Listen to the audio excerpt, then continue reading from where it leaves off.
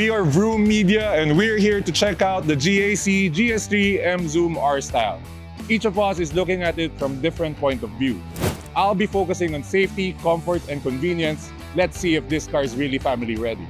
And I want to know if the sporty style of the R-Style can keep up with my style. As for me, I'll be focusing on the aesthetics and lifestyle of the GS3 Emzoom. Ride along with us as we test these cars out this weekend. Let's go!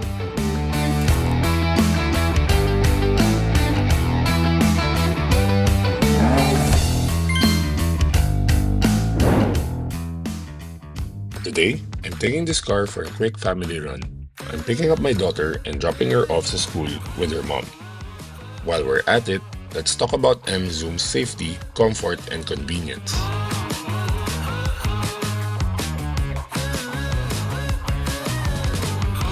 Spacious ang trunk. Kaya mong isakay ang stroller, bags, and still have room for more. Powered tailgate makes it super convenient, lalo na if you have a handful. The Emzoom is car seat ready with Isofix anchors built in. So mas madali and secure ang paglagay ng child seat anytime you need it. Even with my daughter and wife at the back seat, may space pa rin for everyone. The cabin feels roomy with storage for all the little things. Quick stop to drop them off. Sobrang dali mag-load at unload. Small things that make everyday drives easier. ADAS, or Advanced Driver Assistance Systems, keep me alert. Lane departure warnings, forward collision alerts, and the surround view camera for tricky parking spots.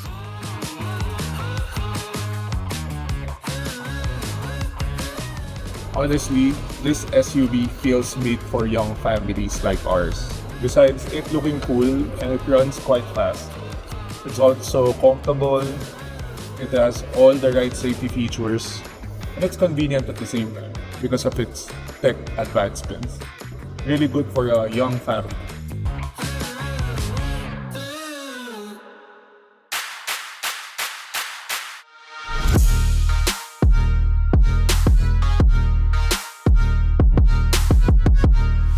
Before we get into the performance side, the Eco mode and the Comfort mode kind of gives me the turbo lag. But for me, that's acceptable, especially for city driving.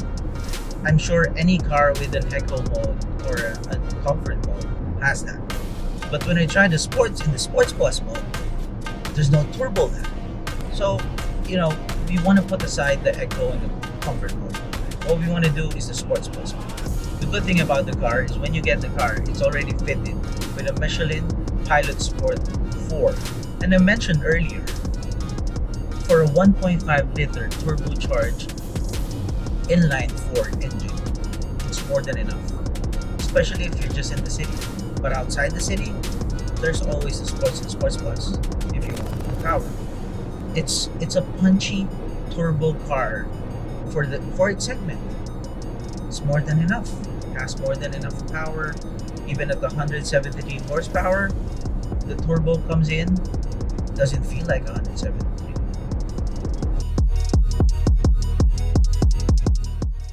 So currently now, we're in Sports Plus mode. And you can already feel it. Sobrang yung throttle response niya, it opens up. Plus, there's an exhaust. Galing! I mean, there's a switch that you can actually turn it on and off. And it's so addicting to hear.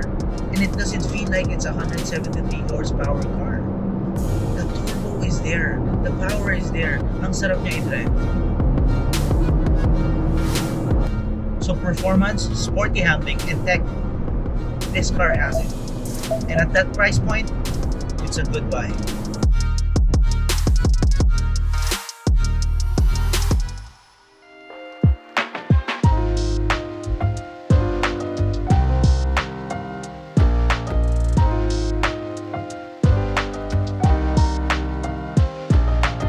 Minsan sa life, kailangan natin ng alone time. Yung parang ganito lang, sa open field ka, tahimik, pwede kang magmuni-muni, and you get to reflect. And if ganun yung trip mo, I think this car, GAC GS3 Emzoom, is perfect for you.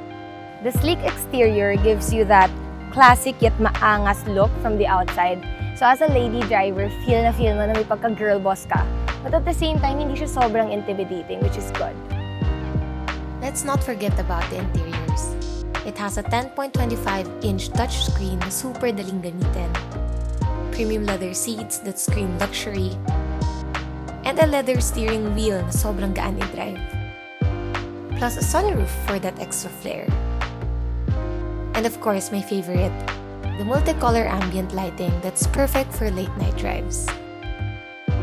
After driving the GAC GS3 Emzoom, I can definitely say that this car gives you that moment. It's a mood, it's a vibe, it's a car that gets you. And with the GAC GS3 Emzoom, it is a space that's made for you.